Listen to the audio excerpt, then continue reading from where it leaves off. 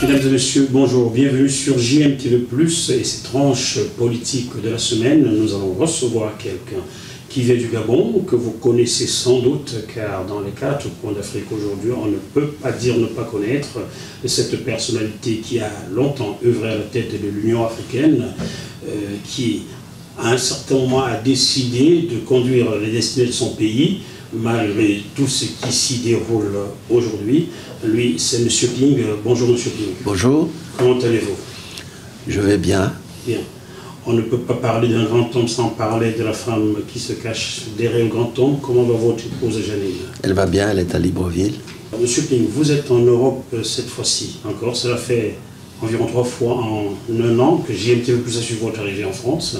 Qu'est-ce qui vous amène cette fois-ci en Europe en général?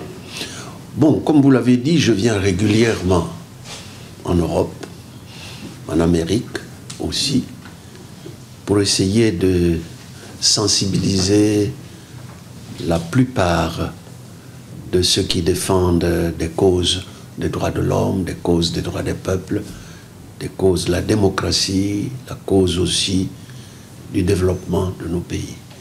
Je viens les consulter, je viens les sensibiliser, je viens leur dire combien il est nécessaire de venir en aide au Gabon, parce que s'ils ne le font pas, nous considérons que c'est une non-assistance à peuple en danger. Non-assistance à peuple en danger. Nous savons que aujourd'hui, la France, dans un premier temps, avait presque pris fait et cause pour vous. Nous avons entendu Jean-Marc Ayrault, Manuel Valls, même le président François Hollande n'était pas d'accord avec les résultats des élections chez vous. Et au bout d'une semaine, ils avaient tous rétro-pédalé. Dans mes enquêtes, j'ai interrogé un ancien collaborateur de François Hollande et de Marx Gallo, père son homme qui vient nous quitter. Bernard Braga déclarait ceci aujourd'hui: les multinationales ont pris le pouvoir sur les politiques. Est-ce que dans votre pays, ce ne serait pas le cas? Écoutez, dans tous les pays africains, les multinationales jouent un rôle fondamental dans l'économie, dans le social et même dans d'autres domaines politiques. Donc, au Gabon comme ailleurs, les multinationales jouent un rôle important. Peut-être démesuré, mais important. Lorsqu'on sait qu'elles sont en majorité françaises, ces multinationales-là, ne craignez-vous pas de vous heurter, d'être sur un chemin qui ne vous apportera pas le résultat escompté en allant voir les politiques européennes au lieu de parler à ces multinationales-là directement? Non, vous savez, les multinationales, comme les hommes d'affaires au Gabon, sont assez frileuses et frileux. Parce qu'ils craignent que le politique ne s'imagine qu'il parle avec l'opposition. Dans un pays dictatorial comme au Gabon, on peut comprendre que cette inquiétude se constate. Mais ils doivent se rendre compte aussi que leurs intérêts sont menacés par l'attitude dictatoriale et monarchique des pouvoirs en place. Ils ne peuvent pas ne pas le savoir. Alors, c'est à elles de tirer les conclusions. Nous voulons les rencontrer. Si elles ne le souhaitent pas, bon, nous ferons avec. Vous, des politiques, vous en avez rencontrés en Allemagne, en Suisse, en Belgique. On ne va pas vous demander, je ne vais pas vous demander de me livrer le contenu de vos entretiens, mais quelle est la tendance lorsque vous rencontrez de telles personnalités? Si vous voulez les en citer, libre. Non, je ne cite pas les personnalités en règle générale pour ne pas les embarrasser. Je suis reçu en audience quelque part, c'est à la personne qui me reçoit d'indiquer qu'elle m'a reçu ou pas. Donc je ne prends pas le risque de le faire. De temps en temps, oui. Par exemple, j'étais en Allemagne, je peux vous dire ce qui s'est passé en Allemagne. Avez-vous rencontré Angela Merkel? Non, bien sûr que non. Mais quelqu'un dans son vous savez qu'Angela Merkel est en train d'organiser les élections. Tout à fait. Elle est donc prise. Elle sort de multiples réunions, G5, G20, etc. Je savais qu'elle ne pouvait pas me recevoir. Mais j'ai pensé qu'il était quand même bon de me rendre en Allemagne. C'est un signe important pour qu'on sache que l'Allemagne est un acteur de plus en plus important dans la scène africaine. J'ai donc été reçu au ministère de la Coopération, j'ai été reçu au ministère des Affaires étrangères. Je suis satisfait des entretiens que j'ai eus là-bas. En tout cas, les Allemands savent aujourd'hui que nous comptons sur leur pays pour s'impliquer. Ils s'impliquent déjà beaucoup en Afrique, s'impliquer davantage. Monsieur King, quelle est la situation réelle aujourd'hui dans votre pays, la situation sociale et économique? La situation est chaotique. C'est-à-dire? Elle est chaotique. Il n'y a pas besoin vraiment de vous le constater tous les jours. Elle est chaotique. Rien ne marche. Tout est bloqué. Il y a des grèves partout. Il y a... Personne ne travaille. Ça ressemble beaucoup plus à un pays mort. Et il n'y a plus d'argent. On est obligé de recourir au Fonds monétaire. La dette a explosé. Enfin, tout va mal. C'est inquiétant. Dans un pays peuplé de moins de 2 millions d'habitants, doté de richesses incommensurables, comment en est-on arrivé là, M. King? Oui, c'est la question qu'on se pose. Vous savez, c'est la question fondamentale. Mais vous qui avez été aux affaires longtemps, comment en est-on arrivé là? Oui, comment... D'abord, je sens qu'il faut dire que nous avons 50 ans d'un pouvoir familial et monarchique. Nous étions, avant la mort du défunt président El Hadji Omar Bongo Ondimba, dans un système qui marchait quand même, avec les mêmes problèmes, mais le président savait écouter, il savait reculer, il savait avancer, mais c'était un homme rusé. Vous le savez. Voulez-vous dire que son successeur, son fils, est moins rusé que lui? Non, non, non, son fils est inqualifiable. Si c'est son fils, il est inqualifiable. Comment? C'est ça. Le diable est qualifiable, hein? Ah oui, mais alors dans ce cas, oui, il est le diable. Oh ben, j'ai pas dit le diable, je vous laisse la responsabilité. Il y a 2 semaines, je recevais quelqu'un qui était à vos côtés lors de la campagne électorale, M. René Desmaisons. Je lui ai demandé, êtes-vous toujours l'ami de Jean Ping? Il m'a dit qu'il n'a pas de vos nouvelles depuis le 31 août. Je lui ai demandé, est-ce que vous l'avez au moins au téléphone? Il a souri, il m'a dit non. Que s'est-il passé avec René Desmaisons? Il faut le lui demander. Je lui ai demandé, l'interview circule, a été diffusée. Aujourd'hui, je vous le demande, mais que s'est-il passé avec René Desmaisons? Pourquoi ce divorce prématuré? Écoutez, je n'ai pas de commentaire à faire. Quelqu'un est avec moi, il s'en va, libre à lui de prendre les décisions qu'il veut. Je n'ai pas de qualification pour ce genre de personnes. Aucune. Aucune. Aucune. Il y avait une coalition autour de vous, composée de personnes avec qui vous aviez travaillé hier. Aujourd'hui, combien sont-ils autour de vous? Est-ce que M. Guy Bandara, par exemple, est toujours avec vous? Je crois toujours qu'il faut poser la question à ces personnes-là. Nous avons constitué une coalition solide qui a accepté de me mettre au devant de la scène et de retirer leur voix. Nous nous sommes donc partis avec une seule candidature. Et c'est ça qui nous a permis de gagner. Il aurait été beaucoup plus difficile de gagner individuellement. Donc nous avons mené le bon combat et les résultats sont là. Nous avons gagné à plus de 60%. Maintenant, il se passe toujours ce qu'il se passe, ici et là.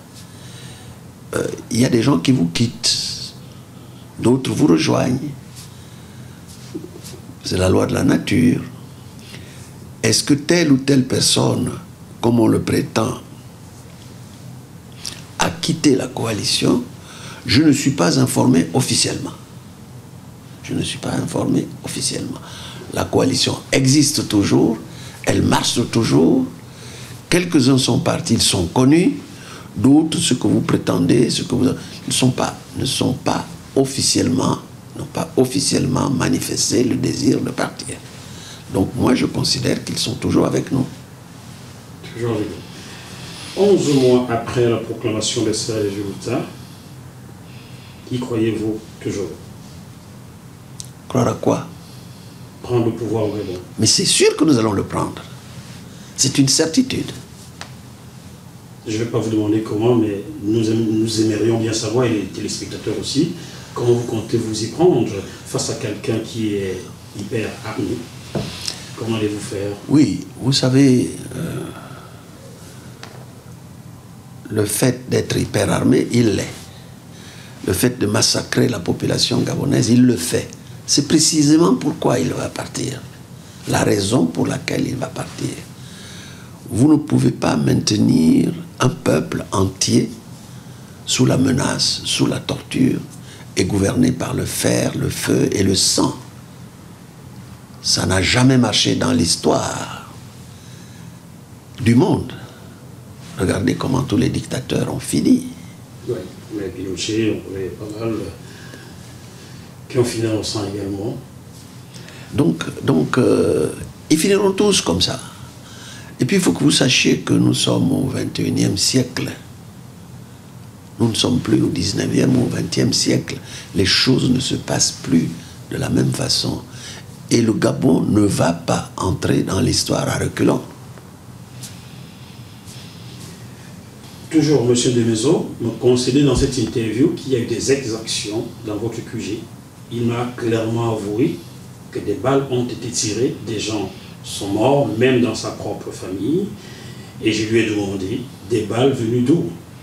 Et il m'a dit, de la garde nationale, donc commanditée par le pouvoir, il me l'a dit. Ce qui ajoute un peu plus d'eau à votre moulin. Ce que j'ai du mal à comprendre, pourquoi la communauté internationale avait été prompte il y a 6 ans à arrêter Laurent Gbagbo accusé des mêmes faits, et aujourd'hui, on regarde Ali Bongo. Qu'est-ce qui se passe à votre avis? Pourquoi personne n'inquiète encore? C'est la question générale que l'on pose à la communauté internationale, mais que l'on pose surtout à nos partenaires classiques. Nous avons des relations avec l'Europe, des relations importantes, dues à la géographie. Nous ne sommes séparés de l'Europe que de 15 km du détroit de Gibraltar, et par un océan, la Méditerranée, que nous avons bientôt traversé à la nage. C'est un grand lac. Donc c'est la géographie. On ne choisit pas ses voisins. L'Europe est là en face de nous. Et nous sommes là au sud de l'Europe. On n'est pas au large de l'Amérique, on n'est pas au large de la Russie, on n'est pas au large de la Chine, on n'est pas au large de l'Inde, on est là.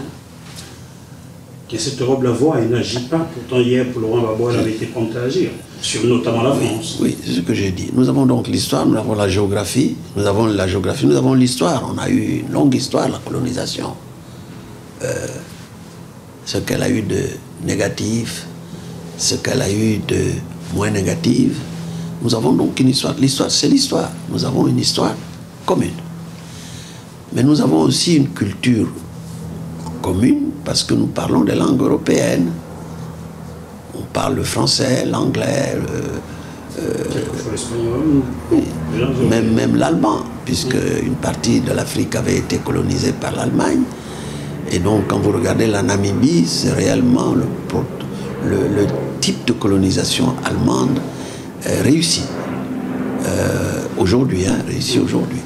Donc, l'Allemagne aussi, mais nous n'avons pas nous ne parlons ni le chinois, ni l'hindou, ni le russe, voilà. Toute une série de raisons qui militent en faveur de ce que nous ne choisissons pas. Donc il faut que ces pays prennent leurs responsabilités. Ces pays, on va les nommer, hein, la France notamment, qui est le premier pays colonisateur, le premier partenaire économique. Oui, absolument, absolument. Que vous disent ceux qui vous rencontrez en France, parce que... Que vous disent-ils? Bon, je crois que la France a aujourd'hui pris conscience de ses responsabilités historiques. Je crois qu'elle les a prises. Je le crois parce que nous avons écouté le président Macron avant l'élection, pendant l'élection, après l'élection. Nous suivons pas à pas ces actes, ces relations avec l'Allemagne, et nous sentons que la France veut aujourd'hui moderniser toutes ces relations. Ça veut dire secouer le cocotier de la France-Afrique. Pas dans le quartier de Cocotier à Libreville. Alors, M. Ting, chaque fois que je rencontre des Africains, ils ont un reproche à vous faire. Le journaliste, c'est la voix de ceux qui n'en ont pas. Ils me disent, M. Ting demande qu'on recompte les voix dans son pays. Hier, il avait refusé qu'on les recompte en Côte d'Ivoire. Qu'est-ce que vous pouvez répondre à ces personnes-là qui n'ont de cesse de m'interpeller là-dessus? Dites-leur qu'ils ne connaissent pas leur histoire. Leur propre histoire, ils ne la connaissent pas.